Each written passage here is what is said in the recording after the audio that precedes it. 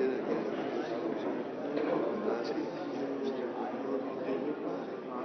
Ciudad de México.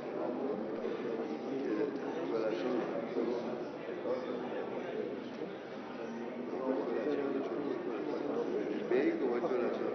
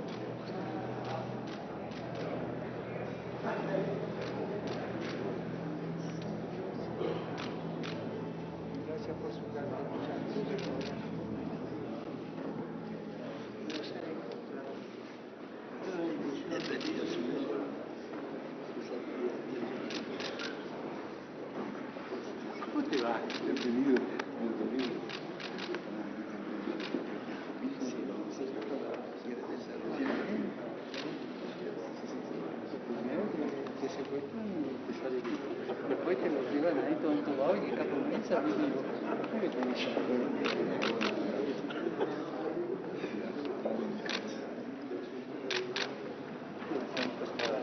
a jubilado ya, es feliz.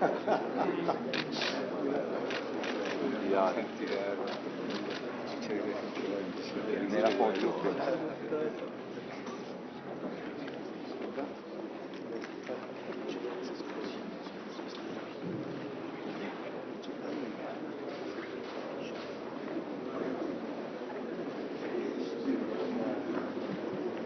El micrófono al cardenal habla primero.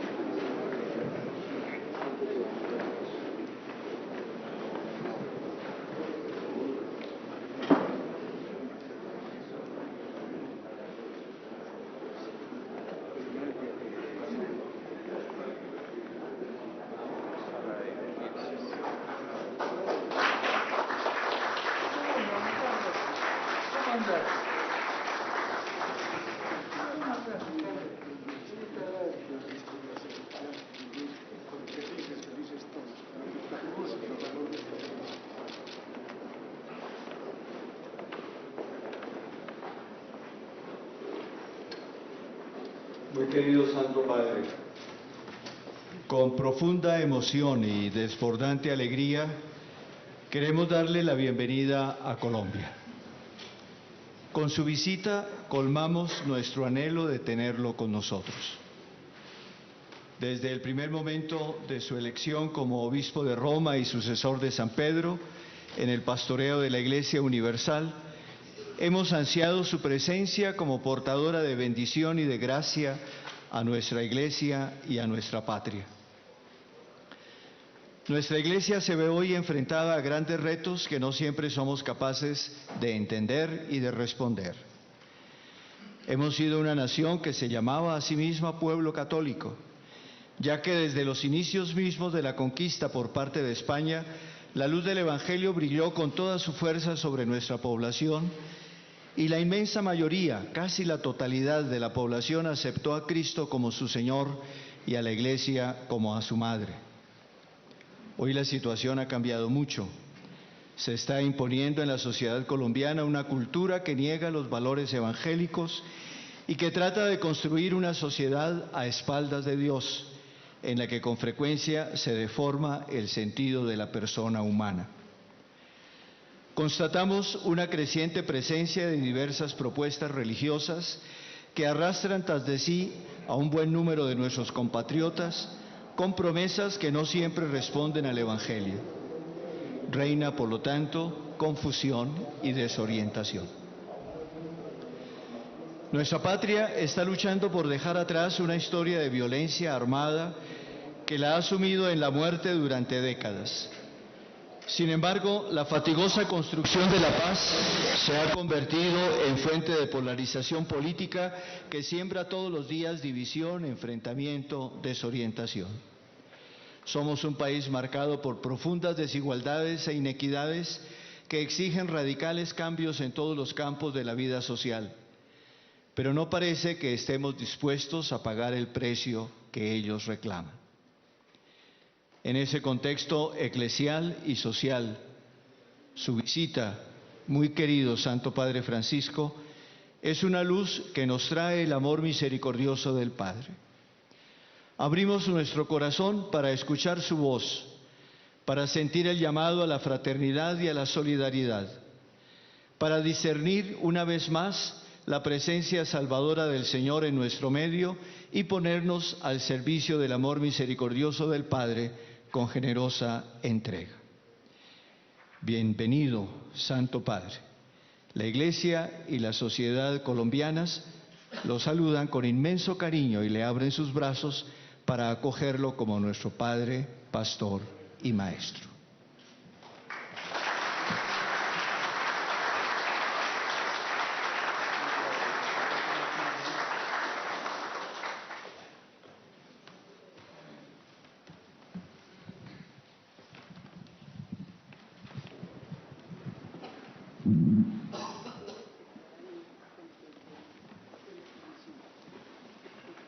Santo Padre, la Conferencia Episcopal de Colombia y cada uno de nosotros, sus obispos, con sus comunidades que peregrinan en este país, le damos un cariñoso saludo de bienvenida y renovamos nuestra fidelidad a su santidad como sucesor de San Pedro, obispo de Roma y pastor de la Iglesia Universal. Su presencia entre nosotros nos anima y nos confirma en la fe. Su visita será una ayuda en las necesidades y dificultades que tiene nuestro país para ser iluminados por medio de su magisterio y su discernimiento. Durante los meses de preparación de esta visita apostólica hemos implorado incesantemente al Espíritu Santo para que su palabra y su testimonio aliente a todos los colombianos para que afrontemos con fe, esperanza y caridad los grandes desafíos que nos aquejan. Estamos seguros que su voz profética bendecirá a este pueblo colombiano y nos animará a seguir suscitando gestos concretos de reconciliación, perdón y misericordia para que podamos ser artesanos de la paz que Jesús nos regala y así construir juntos la nueva patria que todos soñamos y que queremos dejar a las futuras generaciones. De nuestra parte, aceptamos la invitación suya a ser una iglesia en salida, evangelizadora, comprometida con la paz y la justicia, con los pobres, con las víctimas, con los descartados de nuestra sociedad y con todos aquellos que se encuentran en las periferias existenciales, así como con los alejados de la Iglesia y con los que aún no conocen a Cristo el Señor. Santo Padre, todos los colombianos hubieran querido que su presencia llenase los diversos espacios de este inmenso país, pero entendemos que eso era imposible. No obstante, cada lugar que su santidad va a visitar durante estos días será como un aerópago en donde cada discurso, cada gesto será dirigido a cada uno de los que hacemos parte de esta nación, y todos, a pesar de la distancia, lo sentirán cercano. Todos sentirán su presencia de Padre y Pastor.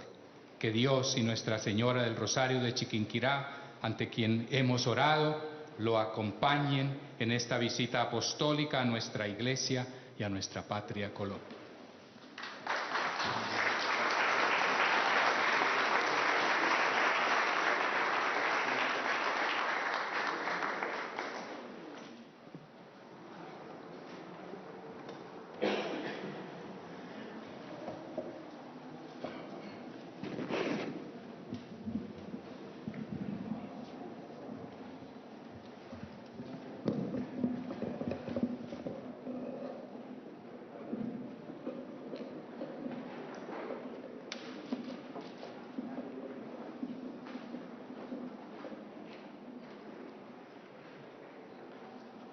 La paz esté con ustedes. Así saludó el resucitado su pequeña Gregory después de haber vencido la muerte, y así consiéntame que lo salude hoy al inicio del año. Agradezco las palabras de mi hermano. Estoy contento porque los primeros pasos que doy en este país me llevan a encontrarlos a ustedes, obispos de Colombia, para abrazar ustedes a toda la Iglesia colombiana, para estrechar a su gente en el corazón de sucesor de Cristo. Les agradezco muchísimo su ministerio episcopal. Les ruego continúen realizándolo con renovada generosidad. Un saludo particular dirijo a los obispos eméritos, animándolos a seguir sosteniendo con la oración y con la presencia discreta a la esposa de Cristo, por la cual se han entregado generosamente. Vengo para anunciar a Cristo y para cumplir en su nombre un itinerario de paz y reconciliación. Cristo es nuestra paz. Él nos ha reconciliado con Dios y entre nosotros. Estoy convencido de que Colombia tiene algo de original, algo muy original que llama fuerte la atención. No ha sido nunca una meta completamente realizada, ni un destino totalmente acabado, ni un tesoro totalmente poseído. Su riqueza humana, sus vigorosos recursos naturales, su cultura, su luminosa síntesis cristiana, el patrimonio de su fe y la memoria de sus evangelizadores, la alegría gratuita e incondicional de su gente, la impagable sonrisa de su juventud, su original fidelidad al Evangelio de Cristo y a su Iglesia, y, sobre todo, su indomable coraje de resistir a la muerte, no solo anunciada, sino muchas veces sembrada, todo esto se sustrae, como lo hace la flor de la mimosa púdica en el jardín. Digamos que se esconde a aquellos que se presentan como forasteros hambrientos de adueñársela, y en cambio se brinda generosamente a quien toca su corazón con la mansedumbre del peregrino. Así es Colombia. Por esto, como peregrino, me dirijo a su Iglesia. De ustedes soy hermano, deseoso de compartir a Cristo resucitado, para quien ningún muro es perenne, ningún miedo es indestructible, ninguna plaga, ninguna llaga es incurable. No soy el primer papa que les habla acá en su casa. Dos de mis más grandes predecesores han sido huéspedes aquí. El beato Pablo VI, que vino apenas concluyó el Concilio Vaticano II para animar la realización colegial del misterio de la Iglesia en América Latina, y San Juan Pablo II en su memorable visita apostólica del 86.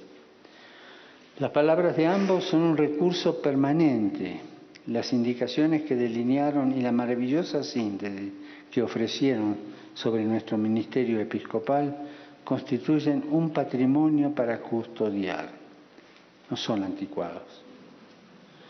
Quisiera que cuanto les diga sea recibido en continuidad con lo que ellos han enseñado. Ustedes, custodios y sacramento del primer paso. Dar el primer paso es el lema de mi visita y también para ustedes este es mi primer mensaje. Bien saben que Dios es el Señor del primer paso. Él siempre nos primerea. Toda la Sagrada Escritura habla de Dios como exiliado de sí mismo por amor. Ha sido así cuando solo había tinieblas, caos, y saliendo de sí, Él hizo que todo viniese a ser.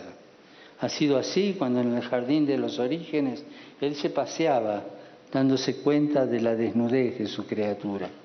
Ha sido así cuando peregrino se alojó en la tienda de Abraham, dejándole la promesa de una inesperada fecundidad. Ha sido así cuando se presentó a Moisés, encantándolo cuando ya no tenía otro horizonte que pastorear las ovejas de su suegro. Ha sido así cuando no quitó de su mirada a su amada Jerusalén, aun cuando se prostituía en la vereda de la infidelidad. Ha sido así cuando migró con su gloria hacia su pueblo exilado en la esclavitud. Y en la plenitud del tiempo quiso revelarnos el primer paso, el nombre del primer paso, de su primer paso. Se llama Jesús y es un paso irreversible. Proviene de la libertad de un amor que todo lo precede, porque el Hijo, Él mismo, es expresión viva de dicho amor. Aquellos que lo reconocen y lo acogen reciben en herencia el don de ser introducidos en la libertad de poder cumplir siempre en Él ese primer paso. No tienen miedo de perderse si salen de sí mismos, porque llevan la fianza del amor emanado del primer paso de Dios, una brújula que no les consiente perderse. Cuiden, pues, con santo temor y conmoción ese primer paso de Dios hacia ustedes y con su ministerio hacia la gente que les ha sido confiada en la conciencia de ser ustedes sacramento viviente de esa libertad divina que no tiene miedo de salir de sí misma por amor, que no teme empobrecerse mientras se entrega, que no tiene necesidad de otra fuerza que el amor. Dios nos precede, somos sarmientos, no somos la vid. Por tanto, no enmudezcan la voz de aquel que los ha llamado, ni se ilusionen en que sea la suma de sus pobres virtudes, las de ustedes, o los halagos de los poderosos de turno, quienes aseguren el resultado de la misión que les ha confiado Dios. Al contrario, mendiguen en la oración cuando no puedan dar ni darse, para que tengan algo que ofrecer a aquellos que se acercan constantemente a sus corazones de pastores. La oración en la vida del obispo es la savia vital que pasa por la vid, sin la cual el sarmiento se marchita, volviéndose infecundo. Por tanto, luchen con Dios, y más todavía en la noche de su ausencia, hasta que Él nos lo bendiga. Las heridas de esa cotidiana y prioritaria batalla en la oración serán fuente de curación para ustedes. Serán heridos por Dios para hacerse capaces de curar. Ustedes tienen por misión hacer visible su identidad de sacramento del primer paso de Dios. De hecho, hacer tangible la identidad del sacramento del primer paso de Dios exigirá un continuo éxodo interior. No hay ninguna invitación al amor mayor que adelantarse en ese mismo amor, decía San Agustín. Y por tanto, ningún ámbito de la misión episcopal puede prescindir de esta libertad de cumplir el primer paso. La condición de posibilidad para el ejercicio del ministerio apostólico es la disposición a acercarse a Jesús, dejando atrás lo que fuimos para que seamos lo que no éramos. Les recomiendo vigilar, no solo individualmente, sino colegialmente, dóciles al Espíritu Santo sobre este permanente punto de partida. Sin este núcleo, languidecen los rasgos del Maestro en el rostro de los discípulos. La misión se atasca y disminuye la conversión pastoral, que no es otra cosa que rescatar aquella urgencia de anunciar el Evangelio de la alegría hoy, mañana y pasado mañana. Premura que devoró el corazón de Jesús, dejándolo sin nido ni resguardo, reclinado solamente en el cumplimiento hasta el final de la voluntad del Padre. ¿Qué otro futuro podemos perseguir? ¿A qué otra dignidad podemos aspirar? No se midan con el metro de aquellos que quisieran que fueran solo una casta de funcionarios plegados a la dictadura del presente. Tengan, en cambio, siempre fija la mirada en la eternidad de aquel que los ha elegido, prontos a acoger el juicio decisivo de sus labios, que es el que vale. En la complejidad del rostro de esta Iglesia colombiana es muy importante preservar la singularidad de sus diversas y legítimas fuerzas, las sensibilidades pastorales, las peculiaridades regionales, las memorias históricas, las riquezas de las propias experiencias eclesiales. Pentecostés consciente que todos escuchen en la propia lengua. Por eso busquen con perseverancia la comunión entre ustedes. No se cansen de construirla a través del diálogo franco y fraterno, condenando como peste las agendas encubiertas, por favor. Sean premurosos en cumplir el primer paso del uno para con el otro. Anticípense en la disposición de comprender las razones del otro. Déjense enriquecer de lo que el otro les puede ofrecer y construyan una iglesia que ofrezca a este país testimonio elocuente de cuánto se puede progresar cuando se está dispuesto a no quedarse en las manos de unos pocos. El rol de las provincias eclesiásticas en relación al mismo mensaje evangelizador es fundamental, porque son diversas y armonizadas las voces que lo proclaman.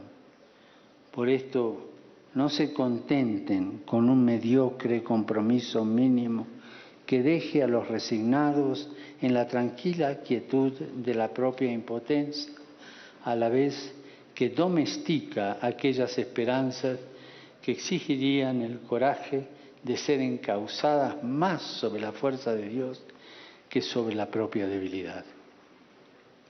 Reserven una particular sensibilidad hacia las raíces afrocolombianas de su gente, que tan generosamente han contribuido a plasmar el rostro de esta tierra.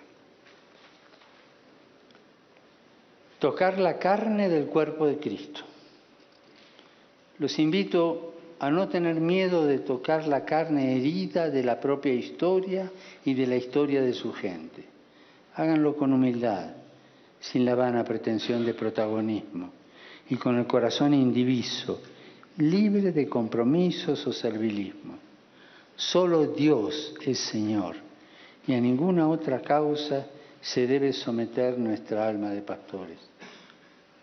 Colombia tiene necesidad de vuestra mirada propia de obispos para sostenerla en el coraje del primer paso hacia la paz definitiva, la reconciliación, hacia la abdicación de la violencia como método, la superación de las desigualdades que son la raíz de tanto sufrimiento, la renuncia al camino fácil, pero sin salida de la corrupción, la paciente y perseverante consolidación de la res pública que requiere la superación de la miseria y de la desigualdad. Se trata, por supuesto, de una tarea ardua, pero irrenunciable. Los caminos son empinados y las soluciones no son obvias.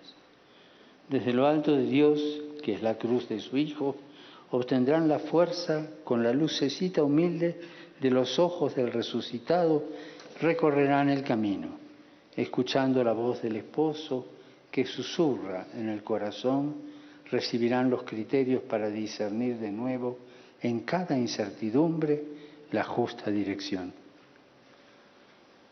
Uno de vuestros ilustres literatos escribió hablando de uno de sus míticos personajes.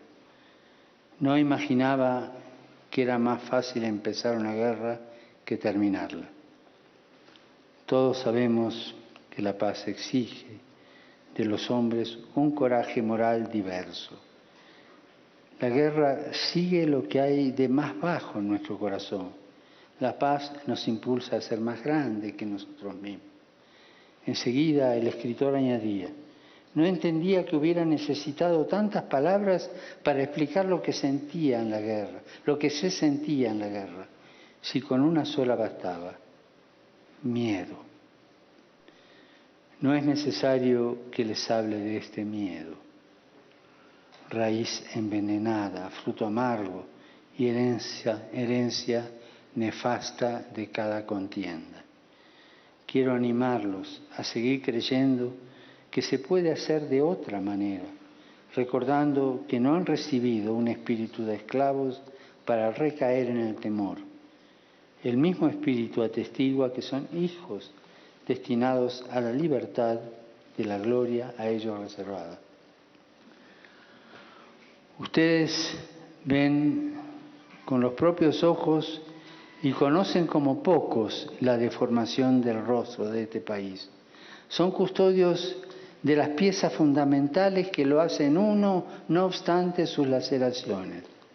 Precisamente por esto Colombia tiene necesidad de ustedes para reconocerse en su verdadero rostro cargado de esperanza a pesar de sus imperfecciones, para perdonarse recíprocamente no obstante las heridas no del todo cicatrizadas, para creer que se puede hacer otro camino, aun cuando la inercia empuja a repetir los mismos errores, para tener el coraje de superar cuanto la puede volver miserable a pesar de sus tesoros. Les confieso que siento como un deber, me sale darles ánimo. Así como tengo que decirle, anímense. Siento ese deber de transmitirle mi gana de darles ánimo. Los animo, pues, a no cansarse de hacer de sus iglesias un vientre de luz capaz de generar, aún sufriendo pobreza, las nuevas criaturas que esta tierra necesita.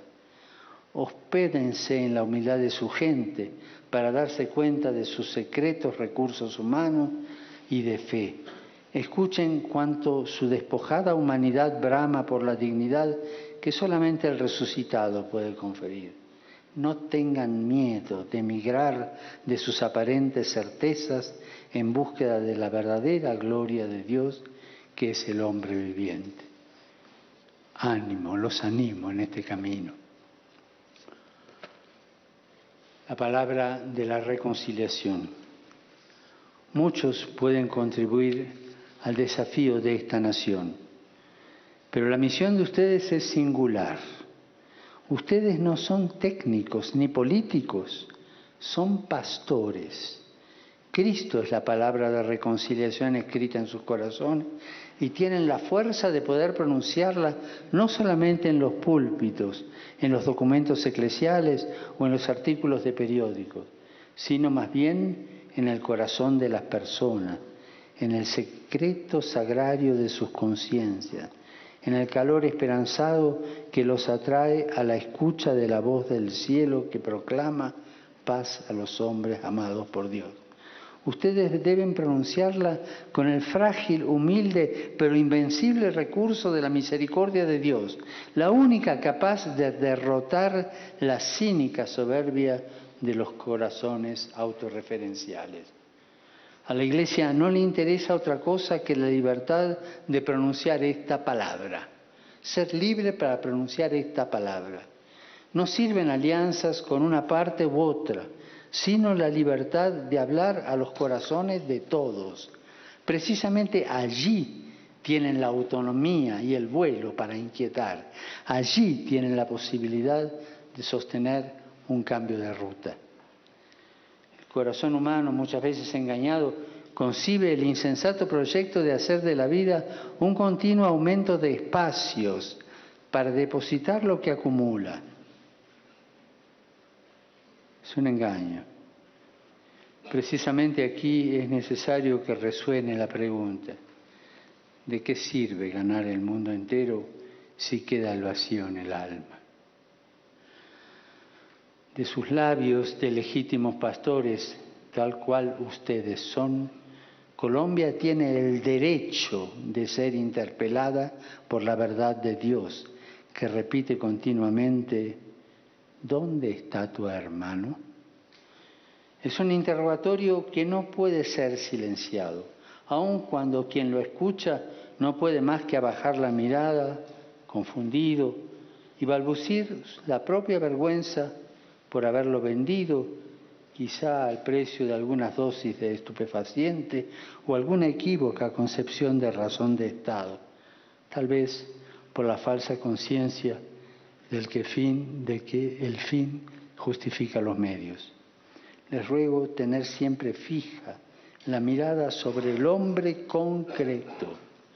No sirvan a un concepto de hombre, sino a la persona humana amada por Dios, hecha de carne, huesos, historia, fe, esperanza, sentimientos, desilusiones, frustraciones, dolores, heridas.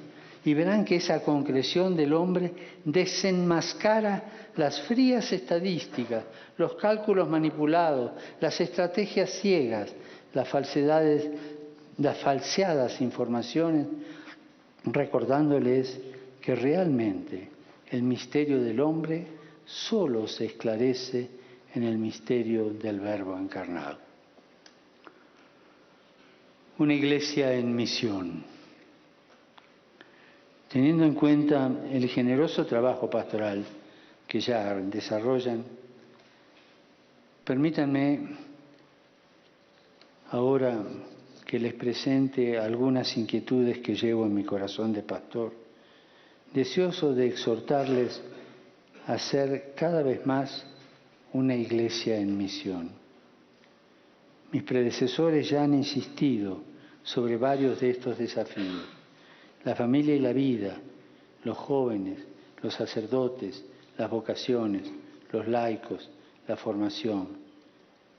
Los decenios transcurridos, no obstante el ingente trabajo, quizás han vuelto aún más fatigosas las respuestas para hacer eficaz la maternidad de la Iglesia en el generar, alimentar y acompañar a sus hijos.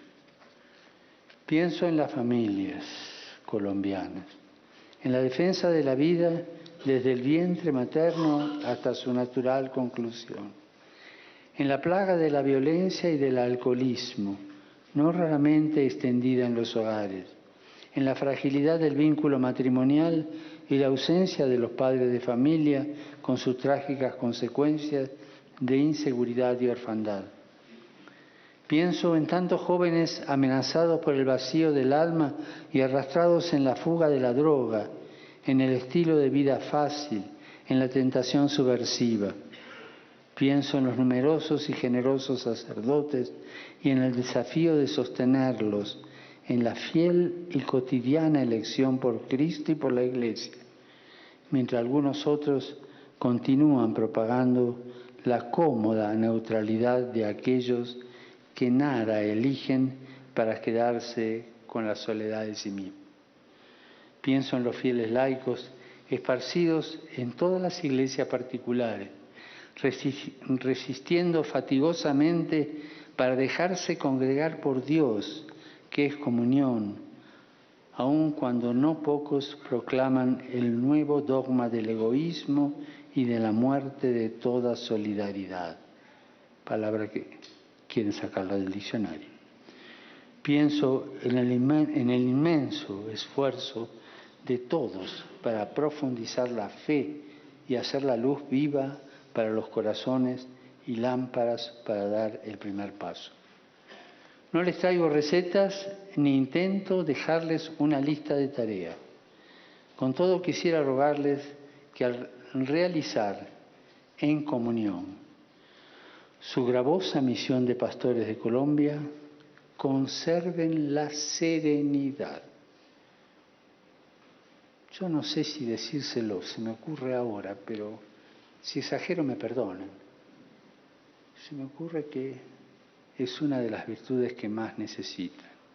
Conserven la serenidad. No porque ustedes no la tengan, sino que el momento les exige más.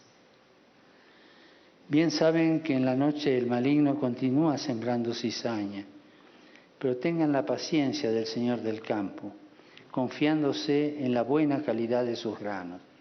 Aprendan de su longanimidad y magnanimidad. Sus tiempos son largos porque es inconmensurable su mirada de amor. Cuando el amor es reducido, el corazón se vuelve impaciente, turbado por la ansiedad de hacer cosas, devorado por el miedo de haber fracasado. Crean sobre todo en la humildad de la semilla de Dios. Fíense de la potencia escondida de su levadura. Orienten el corazón sobre la preciosa fascinación que atrae y hace vender todo con tal de poseer ese divino tesoro. De hecho, ¿qué otra cosa más fuerte pueden ofrecer a la familia colombiana que la fuerza humilde del Evangelio, del amor generoso, que une al hombre y a la mujer, haciéndolos imagen de la unión de Cristo y su Iglesia, transmisores y guardianes de la vida? Las familias tienen necesidad de saber que en Cristo pueden volverse árbol frondoso, capaz de ofrecer sombra y dar fruto en todas las estaciones del año, anidar la vida con sus ramas. Son tantos hoy los que homenajean árboles sin sombra, infecundos, ramas privadas de nidos. Que para ustedes el punto de partida sea el testimonio alegre de que la felicidad está en otro lugar. ¿Qué cosa pueden ofrecer a sus jóvenes? Ellos aman sentirse amados, desconfían de quien los minusvalora, piden coherencia límpida y esperan ser involucrados. Recíbanlos, por tanto, con el corazón de Cristo. Ábranle espacios en la vida de sus iglesias. No participen en ninguna negociación que malvenda sus esperanzas. No tengan miedo de alzar serenamente la voz para recordar a todos que una sociedad que se deja seducir por el espejismo del narcotráfico se arrastra a sí misma en esa metástasis moral que mercantiliza el infierno y siembra por doquier la corrupción y al mismo tiempo engorda los paraísos fiscales. ¿Qué cosa pueden dar a sus sacerdotes? El primer don es aquel de la paternidad, que asegure que la mano que los ha generado y ha ungido no se ha retirado de sus vidas. Es verdad, vivimos en la época de la informática y no nos es difícil alcanzar a nuestros sacerdotes en tiempo real mediante algún programa de mensaje. Pero el corazón de un padre, de un obispo, no puede limitarse a la precaria, impersonal y externa comunicación con su presbiterio. No se puede apartar del corazón del obispo la inquietud, la sana inquietud sobre dónde viven sus sacerdotes. ¿Viven de verdad según Jesús? ¿O se han improvisado otras seguridades como la estabilidad económica, la ambigüedad moral, la doble vida o la ilusión miope de una carrera? Los sacerdotes precisan con necesidad y urgencia vital de la cercanía física y afectiva de su obispo. Los sacerdotes requieren sentir que tienen padre. Sobre las espaldas de los sacerdotes frecuentemente pesa la fatiga del trabajo cotidiano de la Iglesia. Ellos están en primera línea, continuamente circundados de la gente que, abatida, busca en ellos el rostro del pastor. La gente se acerca y golpea sus corazones. Ellos deben dar de comer a la multitud y el alimento de Dios no es nunca una propiedad de la cual se puede disponer sin más. Al contrario, proviene solamente de la indigencia puesta en contacto con la bondad divina. Despedir a la muchedumbre y alimentarse con lo poco que uno puede, indebidamente apropiarse, es una tentación permanente. Vigilen, por tanto, sobre las raíces espirituales de sus sacerdotes. Condúzcanlos continuamente a aquella Cesarea de Filipo donde, desde los orígenes del Jordán de cada uno, puedan sentir de nuevo la pregunta de Jesús: ¿quién soy yo para ti? Y la razón del gradual deterioro que muchas veces lleva a la muerte del discípulo siempre está en un corazón que ya no puede responder: tú eres el Cristo, el Hijo de Dios. De aquí se debilita el coraje de la irreversibilidad del don de sí y deriva también la desorientación interior, el cansancio de un corazón que ya no sabe acompañar al Señor en su camino hacia Jerusalén. Cuiden especialmente, por favor, el itinerario formativo de sus sacerdotes desde el nacimiento de la llamada de Dios en sus corazones. La nueva Ratio Fundamentales Institutiones Sacerdotales, recientemente publicada, es un valioso recurso aún por aplicar para que la Iglesia colombiana esté a la altura del don de Dios que nunca ha dejado de llamar al sacerdocio a tantos de sus hijos. No descuiden, por favor, la vida de los consagrados y consagradas. Ellos y ellas constituyen la bofetada querigmática a toda mundanidad y son llamados a quemar cualquier resaca de valores mundanos en el fuego de las bienaventuranzas vividas sin glosa y en el total abajamiento de sí mismos en el servicio. Por favor, no los consideren como recursos de utilidad para las obras apostólicas. Más bien, sepan ver en ellos el grito del amor consagrado de la esposa. Ven, Señor Jesús. Reserven la misma preocupación formativa a sus laicos, de los cuales depende no solo la solidez de las comunidades de fe, sino gran parte de la presencia de la Iglesia en el ámbito de la cultura, de la política, de la economía. Formar en la Iglesia significa ponerse en contacto con la fe viviente de la comunidad viva introducirse en un patrimonio de experiencias y de respuestas que suscita el Espíritu Santo, porque es Él quien enseña todas las cosas. Y antes de concluir, estoy un poco largo ya, un pensamiento quisiera dirigir a los desafíos de la Iglesia en la Amazonia, región de la cual con razón están orgullosos, porque es parte esencial de la maravillosa biodiversidad de este país.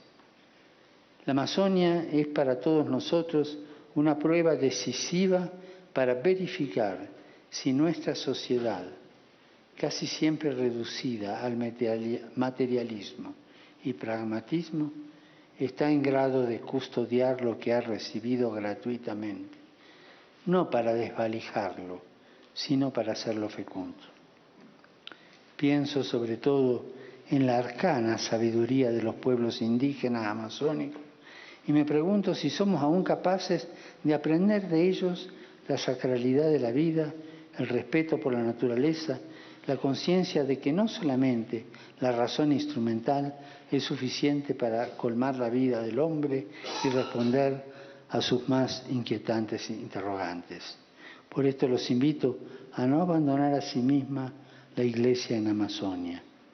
La consolidación de un rostro amazónico para la Iglesia que peregrina aquí es un desafío de todos ustedes, que depende del creciente y consciente apoyo misionero de todas las diócesis colombianas y de su entero clero.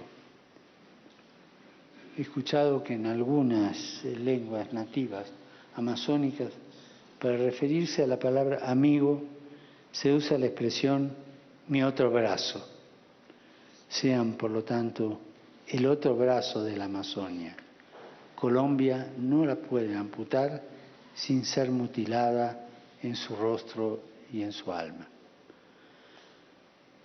Queridos hermanos, los invito ahora a dirigirnos espiritualmente a Nuestra Señora del Rosario de Chiquinquirá, cuya imagen han tenido la delicadeza de traer de su santuario a la magnífica catedral de esta ciudad, para que también yo la pudiera contemplar. Como bien saben, Colombia no puede darse a sí misma la verdadera renovación a la que aspira, sino que ésta viene concedida desde lo alto. Supliquémosla al Señor, pues por medio de la Virgen. Y así como en Chiquinquirá Dios ha renovado el esplendor del rostro de su Madre, que Él siga iluminando con su celestial luz el rostro de este entero país. Bendiga a la Iglesia Colombia con su benévola compañía y los bendiga a ustedes, a quienes les agradezco todo lo que hacen. Gracias.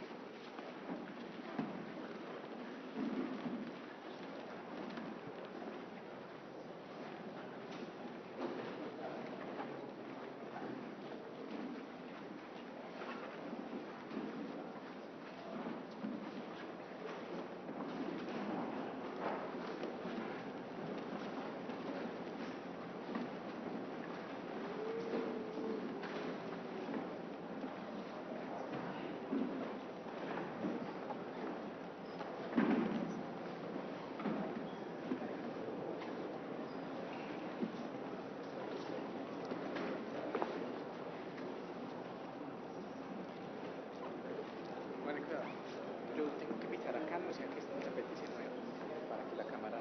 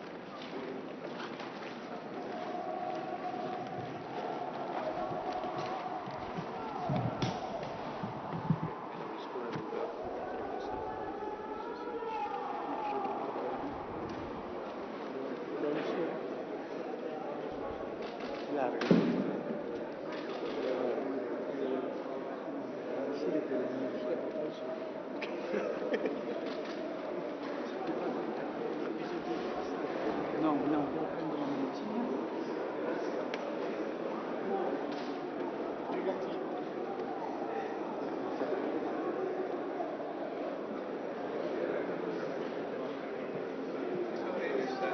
¡Corazones, corazones de Colombia!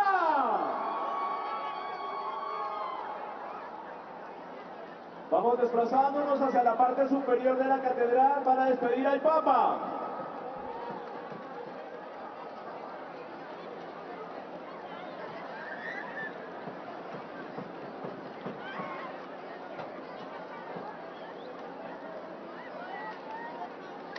Recordamos que el himno fue el ganador ¿por quién? Por MSU. ¿Y qué traduce MSU? ¿Por qué? Por los músicos católicos unidos. Muy bien.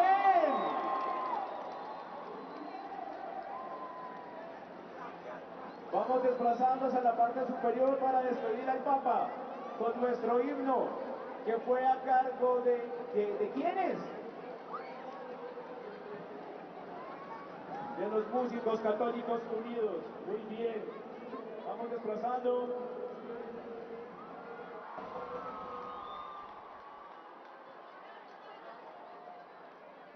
Mira, ya salieron los... Mira, ya salieron los...